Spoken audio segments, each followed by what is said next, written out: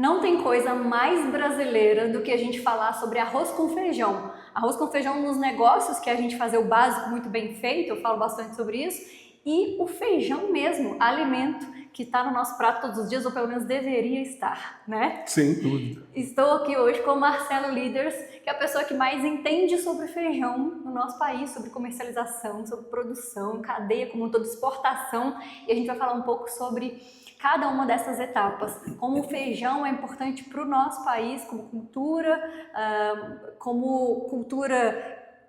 de produção e como cultura nossa, né, do brasileiro, de alimento. Vou trazer aqui então alguns insights, a gente vai falar sobre isso.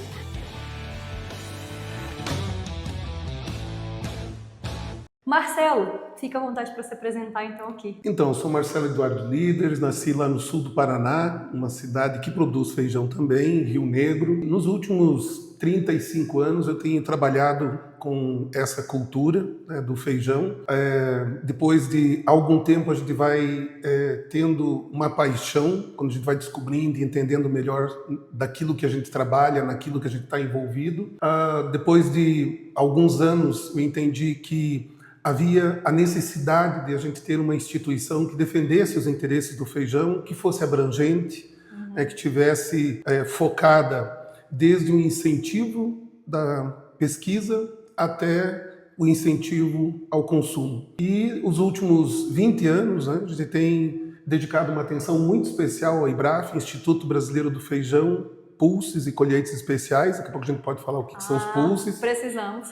Esse é um ano especial para nós no IBRAF, porque é o ano que a gente completa o 20º, né? São 20 anos trabalhando com essa cultura apaixonante, aprendendo a cada dia, fazendo amigos por onde a gente anda, por esse Brasil e por esse mundo afora. Muito bom. Marcelo, hoje então é a pessoa que está na frente do IBRAF, e para quem já está acompanhando aqui então agora esse começo de episódio, você sabe que vai ter muito conteúdo importante aqui. Clica aqui para seguir o nosso podcast, nosso Agroevendas, manda esse episódio para todas as pessoas que você conhece, que trabalham na cadeia de produção de feijão, mas aí eu vou fazer um outro chamado para esse episódio hoje, Marcelo. Manda para todas as pessoas do agro e de fora do agro que você conhece, porque tem muita informação importante aqui a respeito do feijão. Eu acho que todo mundo aqui precisa ouvir o que a gente tem para falar aqui hoje. Marcelo, a gente vem conversando esses últimos dias bastante, estamos na estrada juntos, né? A gente está gravando aqui de Goiás, de Cristalina, hoje estávamos em Formosa, ontem, fazendo eventos, e os eventos se chamam Pulse Day. E eu acho que é o mais curioso, Marcelo, porque a gente conversei sobre isso na estrada, né? A gente falou disso. Quando eu fiz agronomia, eu não me lembro de ter ouvido essa palavra lá dentro da faculdade, de ter ouvido a palavra pulse. E aí ele, não, mas isso é recente no Brasil, né? Já vamos começar explicando já para o pessoal o que é o pulse, o que são, né, as culturas que fazem parte do pulse, por que tem esse nome? Certo. O pulse, a palavra pulse, né, ela vem do latim puls, P-U-L-S, puls, sopa grossa. Então, são as leguminosas secas que, quando cozidas, elas fazem esse caldo característico, a maioria delas faz um caldo característico que nem do feijão quando cozido. Se você cozinha lentilha, vai ter isso, ervilha um pouco menos, mas tem. Grão de bico também faz. E eles alimentam o ser humano, é imemorial. Não existe um registro preciso de quando ele começou a fazer parte da alimentação humana. Curioso é que um médico, uma ocasião, eu estava conversando com ele sobre alimentos, ele não sabia que eu tinha essa ligação com o feijão, e ele comentou assim: Marcelo, quem fez o ser humano fez o feijão para ele. E interessante que ao longo do tempo eu fui vendo que os animais não consomem feijão. Os feijões são coloridos, normalmente numa teoria de evolução teria que ter ele ser colorido para atrair um pássaro, para alguma coisa assim. Não, nada disso. Ele é colorido para atrair nós, os seres humanos. Hoje você experimentou um feijão rajado. Foi. Que ontem você comentou, que lindo esse feijão, tem uns riscos vermelhinhos, que diferente e tudo mais. Então, pulse vem desse latim, não é inglês. Né? E por que é que nós trouxemos esse termo para o Brasil? Porque nós, quando começamos a entrar em contato com o mercado mundial de legumes secos, nós vimos que era assim que eles se referiam em diversos países, em diversas culturas. Inclusive, a instituição mundial desse setor se chama Global Pulse Confederation. Então, pulse abrange do latim os legumes secos. principalmente lentilha, ervilha, grão de bico e feijão, mas você pode pensar também no tremoço. Então são as leguminosas que não são oleaginosas. Quando a gente olha para isso, já considerando esse cenário mundial, né, da gente estar alinhado com uma palavra que também fala lá fora, as pessoas que estão ligadas aqui no Agrovendas, elas gostam muito de entender sobre o mercado. Então acho muito importante a gente aproveitar já isso e trazer aqui o que você percebe de aceitação lá fora do feijão. Eu tô aqui esses dias todos aprendendo bastante sobre isso e ouvindo isso o tempo inteiro, mas acho que para mostrar para as pessoas assim a importância do feijão brasileiro fora do país, né? Quais são os países principais que compram, qual tipo de feijão que eles compram. Tem umas coisas bem curiosas sobre isso também, né? Sim. Bom, primeiro quantificando, né? Vamos falar em dólares aí. Esse é um mercado de aproximadamente 16 a 18 bilhões de dólares, que vem crescendo muito por conta de que é uma proteína vegetal com a maior sustentabilidade. Não tem como você produzir proteína de uma forma mais econômica do ponto de vista de recursos naturais. Então ela tem a menor demanda de recursos naturais por quilo de proteína entregue. Então aí você já encontra um link muito grande com a questão de sustentabilidade que o mundo está buscando e proteína que o mundo está buscando. E ele movimenta mais ou menos ao redor disso, crescendo. 2030 ele deve ultrapassar os 35 bilhões de dólares. O Brasil como em tantos outros grãos e alimentos, ele é reconhecido como um país que tem a capacidade de produzir, e antes de nós entendermos isso, lá fora eles já sabiam. Então, os cientistas, as pessoas que trabalham olhando para o futuro, como é que nós vamos alimentar a humanidade em 2050, com o custo alto e os desafios de produzir proteína animal, e eles sempre apontaram para os feijões, e tinham: olha, o Brasil vai ser um país importantíssimo nisso, antes de nós sabermos. Aí, à medida em que nós fomos fazendo as conexões pelo mundo afora, nós fomos entendendo isso e visualizando, e vendo que nós precisávamos fazer o quê? Ter uma diversidade de feijões aqui. Então nós tínhamos, quando o IBRAF começou tudo isso, em 2005, principalmente assim, 3 grandes cultivares, que seriam dentro ali do feijão calpi, do feijão carioca e do feijão preto. Algumas poucas de feijão vermelho, mas não necessariamente um vermelho que pudesse atender o mercado internacional, alguma coisa de rajado. E a partir daí, o Brasil começou a colocar para o mundo essas variedades que nós tínhamos, né? Carioca só consome no Brasil. Mas começou a colocar, o primeiro feijão que teve interesse foi o feijão calpi, o feijão que nós conhecemos como feijão calpi branco, do Mato Grosso. Lá fora ele é conhecido como brown eye beans, o olho marrom. Então nós começamos com esse em 2008, 2007, 2008, fizemos um ano de exportação, depois desaparece, fica 2 anos fora, volta, e a partir de 2010 nós não paramos mais. Então começa 2010 com 2 cultivares exportáveis, e nós chegamos a 2025 com 500 mil toneladas, ou seja, perto de 480 milhões de dólares de exportação, com disponibilidade para atender mais de 70 países, as suas características próprias, os seus mix de feijões, com cerca de 22, 23 feijões diferentes que nós temos a possibilidade de produzir no Brasil. E alguns outros países também têm algumas necessidades específicas, né? A gente está falando da Índia, por exemplo, que consome outro tipo de feijão. Exato. Nos últimos anos, nós começamos a buscar atender também a demanda de feijões que nós não tínhamos aqui. Então, num primeiro momento, quem é que pode consumir feijão vermelho? Instituto Agronômico de Campinas, qual é a variedade que você tem? Embrapa, qual é a variedade? IDR do Paraná. Leva essas variedades lá fora, vê quem que é aqueles feijões que nós já produzíamos aqui. A partir dos últimos anos, na medida em que o setor vai ganhando confiança, vai sentindo onde é que está pisando, nós chegamos a ter a segurança suficiente para pegar o feijão lá da Índia. É esse feijão que vocês querem? Pesquisa. Esse feijão que eles querem lá, por exemplo, o mungo preto. As pessoas que estão acompanhando provavelmente ou não conhecem o mungo preto ou ouviram falar dele recentemente. E isso é assim porque esse feijão não existia no nosso vocabulário e na nossa produção nacional, no nosso banco genético, ele não existia até 5 anos atrás. Então, a capacidade brasileira, e isso eu tenho muito orgulho de falar, porque é muita tecnologia, é muito estudo, é muito cientista em cima disso. E nós temos, às vezes, uma certa tendência, o brasileiro tem essa humildade, né, de achar, não, bom é o que fazem lá fora, né? Então eu brinco assim, ó, tem gente que faz foguete que dá ré, tem gente que está envolvida em inteligência artificial, legal, estão fazendo carro elétrico, puxa, a gente não tem essa tecnologia. Só que nós temos a tecnologia embutida em cada grãozinho que é capaz de alimentar, de manter vivo aquele ser humano que vai fazer o carro elétrico, que vai fazer o foguete que dá ré. Então, a importância disso nós não podemos minimizar. Nós temos uma importância e uma característica nossa que nós temos que ter orgulho. Nós somos um país agro que produz alimentos. E sem alimento não tem foguete que dê ré. Nós somos um país que alimenta o mundo, né, se a gente for pensar. E aí vem assim, ó, esse trabalho dos últimos anos, né, então, de desenvolver novas variedades aqui, tanto daqui quanto outras que vinham de demanda de fora, né? Conversei também ontem bastante com o pessoal do IAC, da Embrapa, assim, eu vejo que eles estão totalmente focados mesmo nessa produção e pensando sempre no mercado lá na frente, né? Eu falo bastante sobre isso aqui porque o Agrovendas é um podcast que é sobre vendas, a essência dele, né? E a gente fala muito de vendas, de como que você vende para o produtor.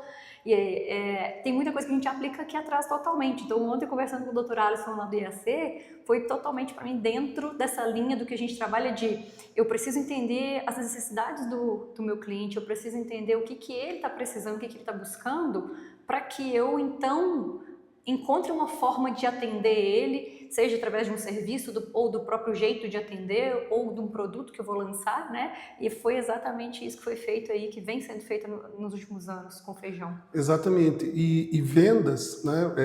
Claro, você identificar qual é a necessidade que ele tem hoje, mas para você se manter competitivo, o que você faz? Você começa a olhar qual é o desafio que ele nem está vendo que ele vai ter ali na frente e que ele vai ter necessidade aqui. Então, quando a gente começou a fazer esse trabalho, tanto nos feijões, que são os pulses, é o pulse mais importante que nós temos, né? Podemos vir a produzir, estamos começando a produzir grão de bico, lentilha, ervilha, mas quando nós olhamos para isso e olhamos para outros grãos que não são as commodities, esses não são commodities, eles não estão cotados em bolsa de mercadorias.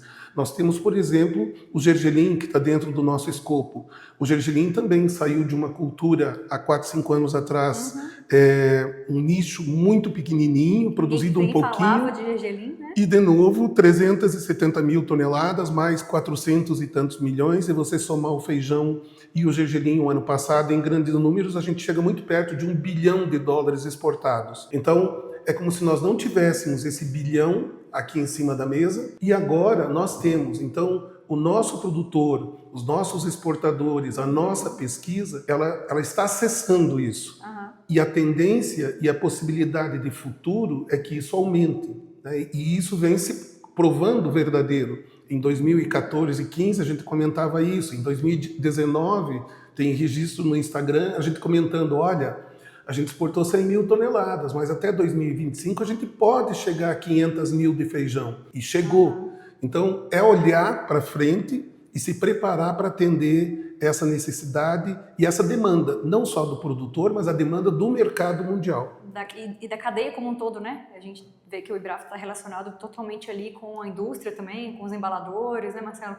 E eu acho incrível porque essa visão, um olhar mais à frente realmente para o mercado, para as tendências, para poder trazer isso aqui a tempo da gente produzir e entregar, né, antes até que aconteça essa demanda, que eu vi aqui nesses dias, eu estou vendo no Pulse, né? Então o Pulse Day, que é o evento que foi criado para levar informação para o produtor antecipadamente, né? Levar mostrando sobre, sei lá, por exemplo, os impactos do que está acontecendo no mundo hoje de guerra, de geopolítica que vão interferir aqui, mas também essa visão, né, de diversificação de produção, de qual variedade produzir agora, em vez de deixar o produtor ali só achando que é de acordo com o mercado, né? Tem sempre uma demanda assim de, tá todo mundo demandando um certo produto, aí todo mundo começa a produzir o mesmo produto, aí daqui a pouco tem muito produto no mercado, o preço cai, e eu acho que é um trabalho assim fantástico que vocês estão fazendo no IBRAF. Conta um pouco de como que começou a ideia do Pulse Day. e do que ele se transformou hoje, assim? Bom, dentro desse contexto, né, dessa estratégia de olhar um pouco para frente, o IBRAF também, naquilo que ele faz, tem que estar olhando um pouco para frente. Então, num primeiro momento, nós criamos o Fórum Brasileiro do Feijão. Vamos ter a 11ª edição esse ano, mais no final do ano, em breve a gente vai anunciar. É um momento em que nós temos um grande evento, reúne muitos produtores, pesquisadores, agrônomos, empacotadores, exportadores, vem gente de fora também. Só que nós entendemos que trazer algum conteúdo técnico nesse momento, que normalmente nós trazemos, e trazer as notícias do mercado, atingia, logicamente com a internet e tudo mais, você chega longe hoje, mas atingia um número menor do que a necessidade que o mercado tem de informação. Então, nós começamos a procurar parceiros, revendas, muitas revendas a gente tem desenvolvido em alguns polos com apoio das revendas, sementeiras, as empresas de insumos em geral. Então, a gente buscou ter uma conexão com esses parceiros locais nos polos de produção. Coincidente, a maioria dos polos de produção são polos que têm um envolvimento também com a irrigação, com um investimento bastante elevado e com muita tecnologia de produção na irrigação. Então, aí o que a gente precisava fazer? Nós tínhamos que chegar nesses polos. Mas esses polos são muitos no Brasil. Então, nós chegamos a fazer o ano passado 15 eventos. Então, esses eventos reúnem com esses parceiros e com os apoiadores, os patrocinadores. A gente acaba reunindo, depende da região. Vai no sul, né? Pato Branco, a gente teve um evento de 500 e tantas pessoas, são produtores de uma área menor. Aí você chega em algumas regiões, Luiz Eduardo Magalhães, tem lá 150, 200 produtores, mas em termos de hectares, o que você está atingindo é bastante importante. Então, o Pulse Day, que é o Pulse, né? E o dia do Pulse, a gente acabou usando esse nome para chamar atenção efetivamente para o evento e para aquilo que a gente leva. E o que a gente leva? A gente procura identificar qual é o desafio nesse momento. Então, ano passado, aqui na região, nós passamos com informações, com recomendação de insumos, com todo tipo de capacitação possível em termos de tecnologias ou de manejos adequados para combater a mosca branca, que era o grande desafio. Esse ano, existem vários desafios, mas eu acho que o maior desafio é a gente pôr dinheiro no bolso do produtor. Esse é o maior desafio do Brasil, talvez o maior desafio do mundo, num mundo que está em convulsão, em mudança, em todo tipo de desafio. Então o desafio é a gente trazer, o produtor tem que ganhar. Como é que o produtor pode ganhar esse ano? Então nós estamos trazendo para o produtor informações que ajudem ele a entender como é que pode sobrar mais no bolso dele. Quando você mencionou o efeito que existe, o mercado ele estimula através de preço. E o produtor, muitas vezes, inadvertidamente, acaba reagindo ao preço. Então, tem aquelas frases, né? Não sei porquê, eu não entendo o feijão. Tava o preço alto quando eu plantei. E quando eu colhi, estava baixo. Todo mundo plantou, todo mundo pensou do mesmo jeito. Hello!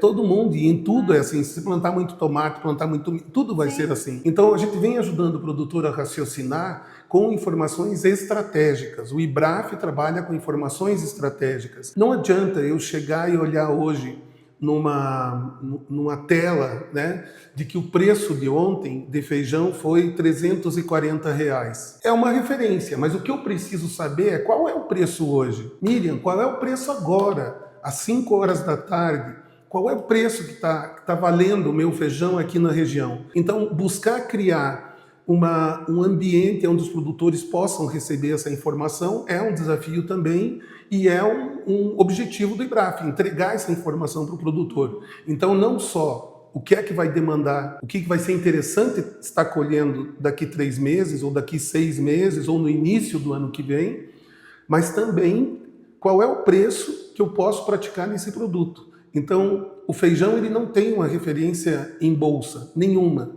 Não existe uma bolsa lá em São Paulo, como as pessoas imaginam. Tem uma bolsinha em São Paulo. Não existe. Aquilo não existe. É diferente do mercado de cereais, é diferente de tudo, de né, tudo. Marcelo? Então, quem faz o preço? É você, produtor. Se você decidir vender hoje a 320, você está fazendo uma referência a 320. Como é que você vai saber se é 320 ou 340? Você tem que estar online para perguntar para alguém, para saber de alguém. Era um grande desafio, um país continental, acontecendo negócios em vários lugares, Mas a partir do momento que você tem uma internet, que você tem meios de se comunicar rapidamente como o WhatsApp, ele passou a ser uma ferramenta que contribui muito para que a gente tenha o efetivo objetivo nosso, que é colocar valor real para o produtor naquilo que ele produziu. E eu acho muito interessante isso, porque é o próprio produtor trazendo informação para o IBRAF e o IBRAF traduzindo isso, né, reunindo essas informações que chegam de cada produtor com tudo que você está enxergando aí. Você viaja para fora o tempo todo do país, está conectado com pessoas daqui, da China, da Índia, né, de todos os países produtores e compradores também. E eu gosto muito da iniciativa que vocês têm também, já falando aproveitando isso, né, de grupo de WhatsApp, de levar informação, que é o Clube Premier, sabe? A gente vê tantas revendas mesmo e tantas pessoas buscando informação de qualidade, Marcelo, e a gente fala isso demais aqui, sabe? Eu bato muito nesse ponto, assim. Para todo profissional que atua hoje no mercado, hoje no agronegócio, a gente tem que ter uma informação rápida e atualizada, né? Você acabou de falar, o mercado de feijão de hoje para amanhã pode ter coisa diferente. Então, rápida, atualizada e de uma fonte confiável. Porque senão eu estou olhando, sei lá, no Google, eu estou pesquisando, perguntando numa inteligência artificial qualquer aí, só como se fosse realmente um Google também. E aí pode vir uma informação muito correta e pode vir um negócio atrapalhado de outro ano até, ou de muitos dias atrás que já não vale hoje. Então, às vezes o arroz com feijão precisa ser feito dentro do mercado também. E aí o Clube Premier, eu acho que é uma baita entrega que vocês têm disso, e vai ser, eu acho que, muito importante para as pessoas que estão ouvindo aqui, saber como que funciona isso. O que é esse clube, né? A gente tem um grupo do WhatsApp, explica mais detalhes. Isso. Então, por exemplo, uma revenda, ela também tem o desafio de nutrir esses produtores, de atrair esses produtores. Então, entregar preço de soja, ok, mas todo mundo entrega. Entregar informação de soja e de milho, ok, é importante, mas é fácil de achar essa informação. A informação de feijão pode ser uma chave para a revenda, entregar algo mais especial para o produtor, algo com um diferencial. Por quê?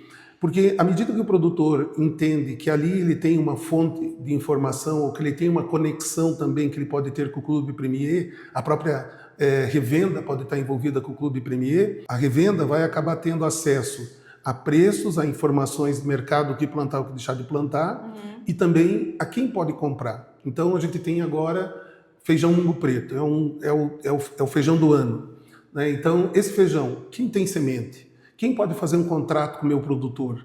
A revenda pode eventualmente elaborar, ter aí uma parceria com o fornecedor e fazer um barter. Tá, mas e quem é que vai me dar a liquidação desse barter? Existe isso? Existe. Existe contrato de feijão para entrega futura, né? Não está em bolsa, mas existe como a gente fazer isso. Existem alguns bancos já que estão acolhendo esses contratos e, em cima desses contratos, aceitando cessão de direito. Então, nós temos um desafio hoje que é buscar novas formas de financiar a agricultura brasileira. Uma das formas está aí, pode ser o feijão, e é isso que a gente vem buscando facilitar. O Clube Premier é um grupo de, eu diria assim, os melhores produtores estão ali. Muitas vezes os maiores produtores estão ali.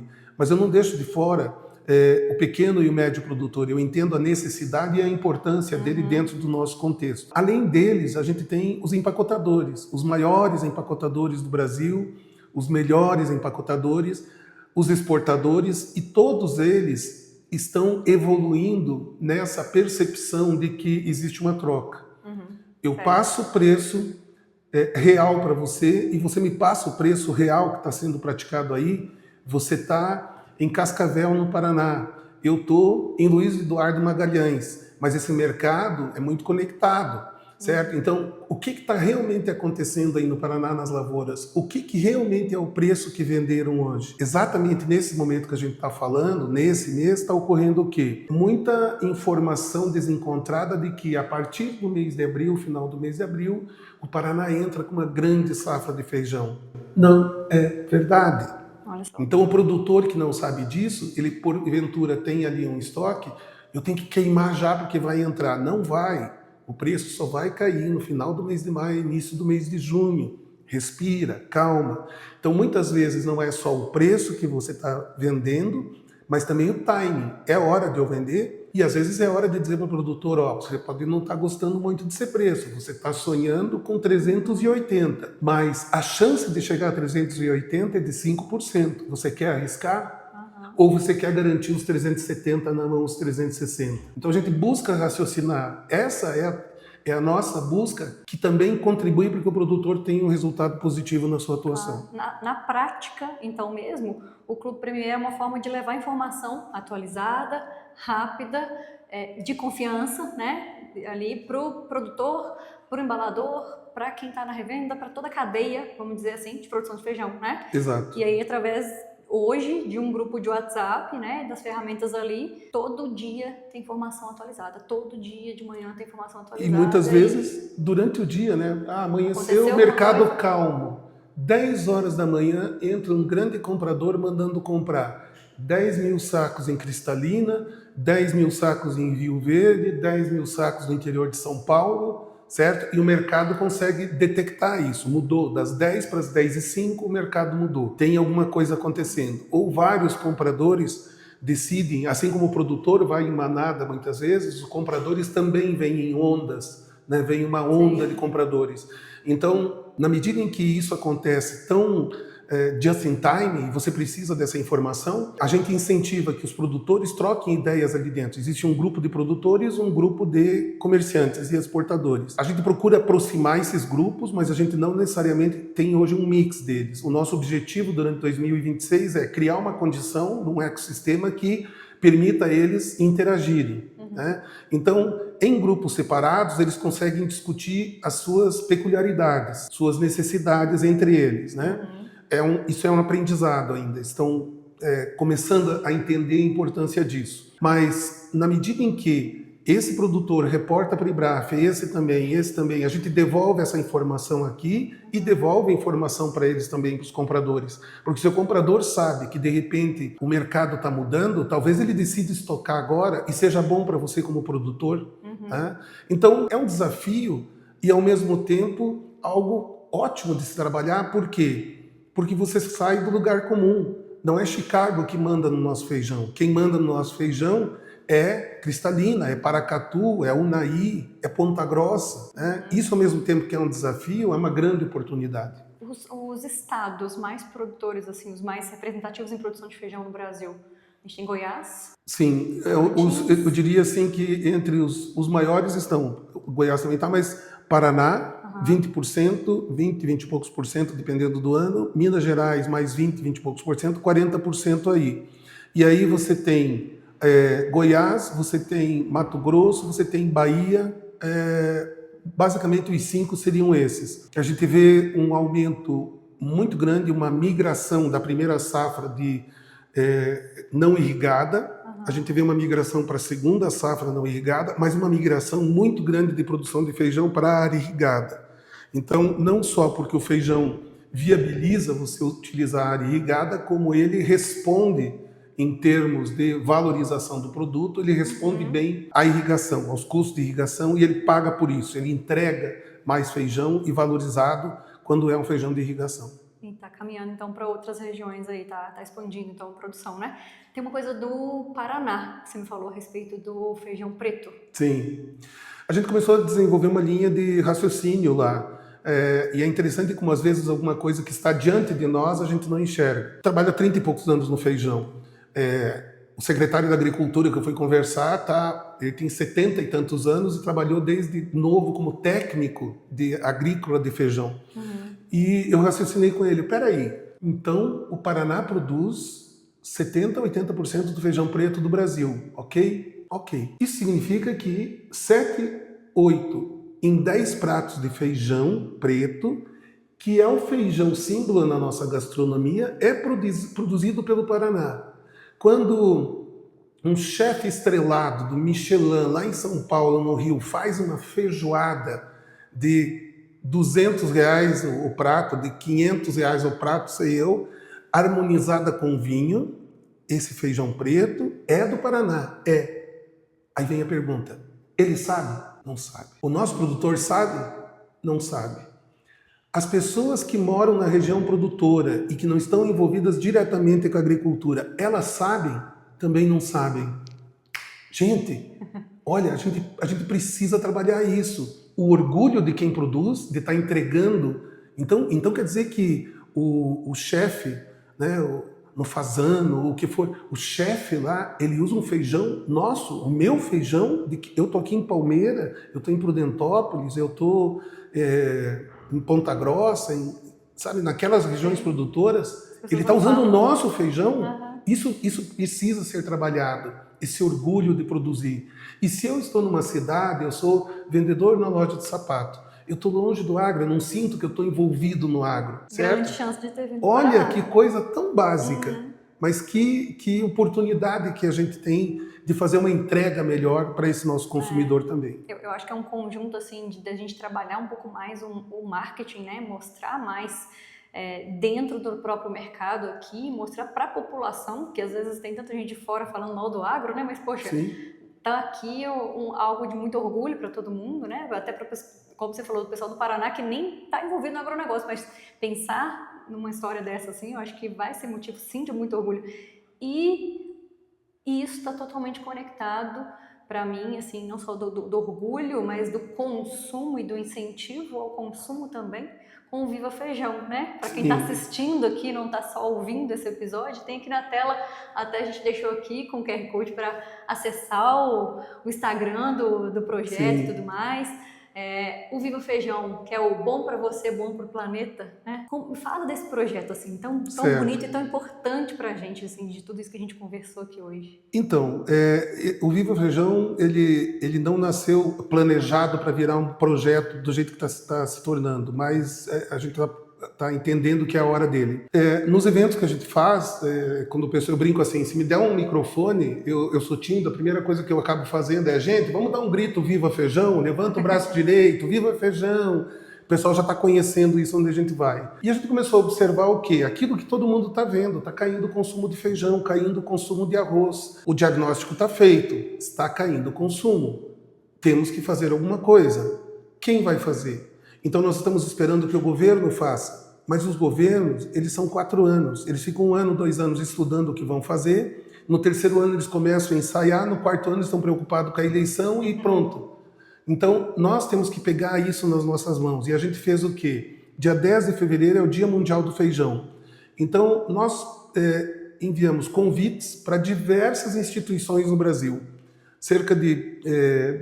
são 17 instituições. Das 17, 15 instituições vieram e 2 justificaram que, infelizmente, não podiam estar presentes. Algumas instituições, como o Instituto Rio Grandense do Arroz, o IRGA, a Associação Brasileira das Indústrias de Arroz, das Indústrias de Feijão, os veganos e vegetarianos, por que eu chamei eles? Porque eles são amigos nossos, porque eles consomem 20% do feijão do Brasil.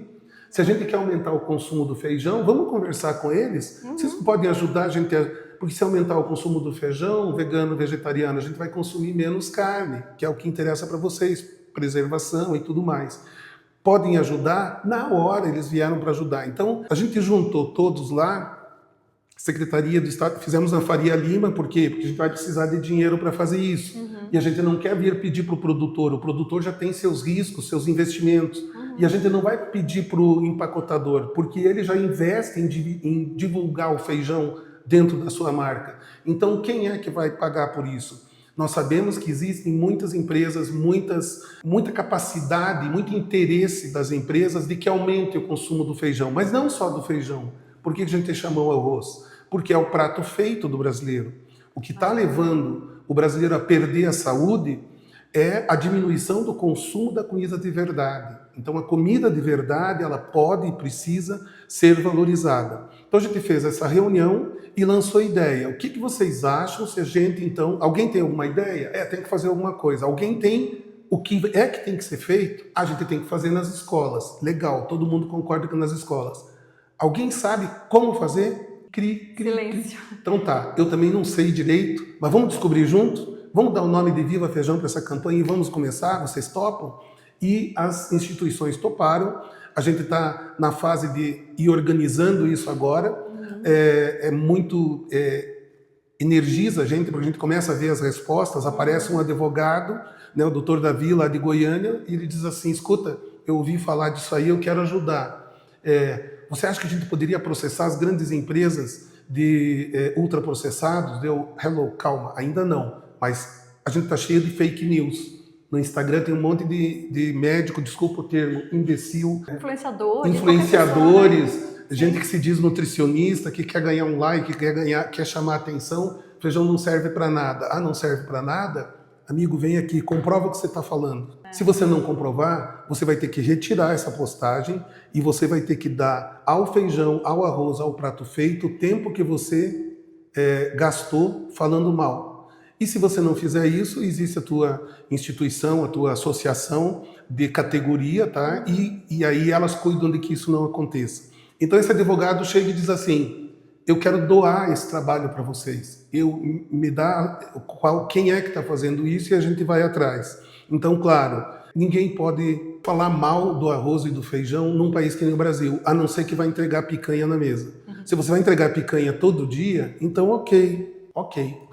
Tá? Disseram por aí, né? Mas não vai ser assim. Agora, se você quer a população com capacidade de algo que tenha sustentabilidade, que tenha sustentação, que traga saúde, que esteja em harmonia com a nossa cultura, né? Feijão vem da nossa cultura. Nós não consumimos feijão porque faz bem, porque tem ferro. Não é por isso. A gente consome feijão porque a gente gosta. É uma comida, já lembro o termo, por ser uma comida de verdade, ela traz essa coisa de casa, o cheirinho de feijão de casa que a mãe temperava. E por que é que a gente abre esse sorriso quando fala de feijão? Porque lá, quando a gente deixou, né, o seio da mãe, um dos primeiros alimentos que entram na papinha lá, o feijão. Então, o feijão está no nosso afetivo. A cozinha afetiva. Então, ele tem a ver com o nosso afeto. Sim. Então, o prato feito também. Como é que alguém vai fazer isso com a gente que é brasileiro? Vamos tolerar que alguém fale mal do nosso arroz e feijão se lá fora eles reconhecem que a gente está certo? Então, o Viva Feijão é tudo isso. É o quê? É uma reunião de todos os que pensam sobre isso. E aí existe um lado muito sério. A gente não está fazendo esse trabalho somente por causa do produtor e do resultado econômico, financeiro do produtor. O que motivou, que foi a gota d'água que levou a gente a sair da zona de conforto e vamos fazer isso acontecer, foi um estudo da USP. A USP estava presente conosco lá. Esse estudo da USP, ele mostrou que 57 mil brasileiros perdem a vida por ano, prematuramente, por conta de abandonar o arroz e o feijão.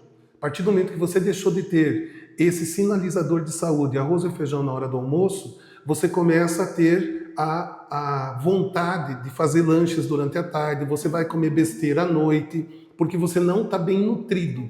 Você nutriu bem é o primeiro passo para você equilibrar a saúde do brasileiro. Vai desencadeando muitas outras questões, né, de saúde e de hábito até, né, de alimentação. E se alguém quer uma justificativa, então, econômico-financeira, vamos falar dos 47 bilhões de dólares que o SUS gasta por ano para tentar conter a morte dessas pessoas, com a diabetes, com isso, com aquilo. Isso custa 47 bilhões de dólares para o bolso nosso, do Brasil. Então, fazer uma campanha com as crianças, para elas não abandonarem o hábito do consumo do feijão, tem a ver com a saúde delas e tem a ver com a economia.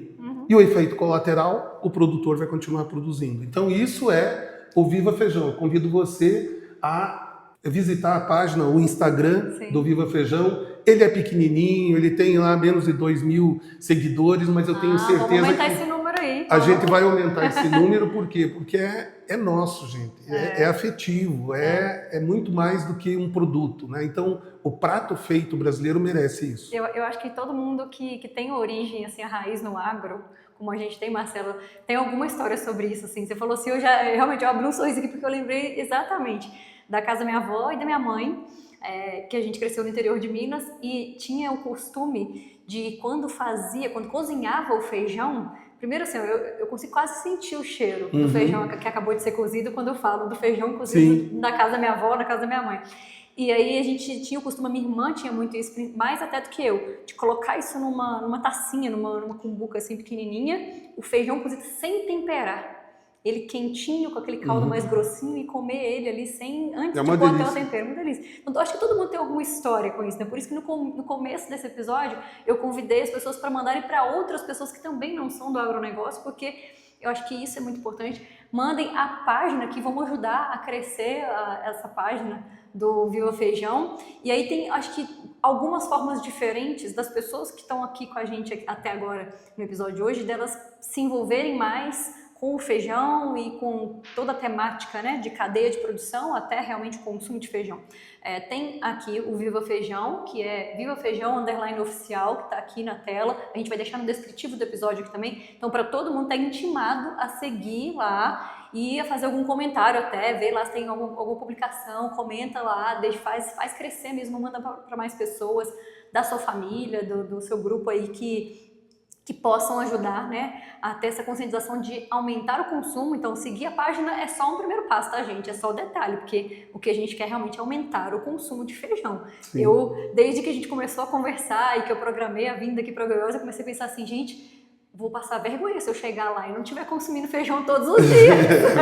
E a gente às vezes tem mania de comer arroz e pensar na proteína, e pensar na salada e... Exato. Não, peraí, agora meu prato tem que voltar até arroz e feijão. Eu fiz um compromisso comigo ali de quase todos os dias, pelo menos, consumir. E aí tem uma outra forma que é o Clube Premier, né? Para quem ouviu aqui, achou interessante, na página mesmo do IBRAF, que a gente vai deixar aqui também no descritivo, aqui, o Instagram, as pessoas conseguem clicar lá e comprar o acesso e entre em contato ali para entender ainda melhor, né, porque as pessoas gostam de ter mais detalhes. Isso. Clica ali, entra em contato com a gente, a Valquíria vai conversar com você, vai explicar o que é o Clube Premier. O Clube Premier é uma forma de contribuir para tudo isso que o IBRAF faz. Sim. O IBRAF, a gente esqueceu de comentar, uma instituição sem fins lucrativos. Perfeito. Então, os eventos que o IBRAF faz, como o Pulse Day, como o Fórum, como o Summit, que é um congresso mundial que a gente está fazendo em Cuiabá, dia 8 e 9 de abril. Então, estar lá contribui para que a gente tenha reconhecida a importância do nosso setor. Então, é muito importante. Sim. No Viva Feijão, na página do Viva Feijão na internet, tem um local lá que tem um adesivo. Então, a pessoa baixa, coloca o nome da sua empresa ali do lado, certo? A logo da sua empresa e imprime. E vai ter isso aqui, é o Viva Feijão, um adesivo que dá para colocar no computador, na porta da geladeira, no espelho do quarto, atrás do carro. Vamos levar uma mensagem aí para as pessoas, Marcelo. Exatamente. E do Clube Premier, quando vocês mandarem uma mensagem, escreve lá assim, ó, ouvi o Agrovendas e quero saber, porque eu quero o compromisso do pessoal que está aqui de chegar lá e de conversar com vocês, tá? E quem comentar que ouviu aqui colocar Agrovendas, tem 20% de desconto na mensalidade. Olha, lá. Isso não estava combinado não, tá, gente? Vai ter um desconto. Muito bom, Marcelo. Exato. Tá? Que é para que esse pessoal que está aqui, que te prestigia, essas revendas, a gente vê que tem muita coisa para fazer junto, para construir junto dentro desse setor. Tem. Se os seus clientes produtores tiverem como assinar também, para eles também terem informação, ótimo, divulga para eles, leva informação de qualidade para eles, ou eu estou numa região que tem pequenos produtores, mas eu vou aqui assinar, eu vou ver um jeito, vou conversar com eles, vamos fazer o negócio acontecer, tá? Acho que mais do que tudo, assim, é um tema importante para a gente como brasileiro, como ser humano, né? Pensando em uma boa alimentação, realmente, porque a gente fala tanto de longevidade, a gente fala tanto de saúde, falamos muito aqui no nosso podcast, nos treinamentos que eu faço nas empresas, a gente fala muito de saúde, da gente cuidar da gente para depois conseguir fazer um bom trabalho. Então, vamos levar essa mensagem e pensando, lógico, nos nossos produtores, nosso mercado todo aí, que está aí para que a gente prestigie e faça com que ele continue aquecido, né, Marcelo? Sem dúvida. Acho que temos muito assunto para outros episódios para a gente gravar. Vai ser um prazer. Que alegria ter você aqui, que honra. Muito obrigada, viu, pelas informações de qualidade. Foi um prazer. Obrigado, tá? Sucesso para nós. Okay. Sigam o Agrovendas aí, mandem para todo mundo esse episódio e eu vejo para vocês por aí, fora da porteira.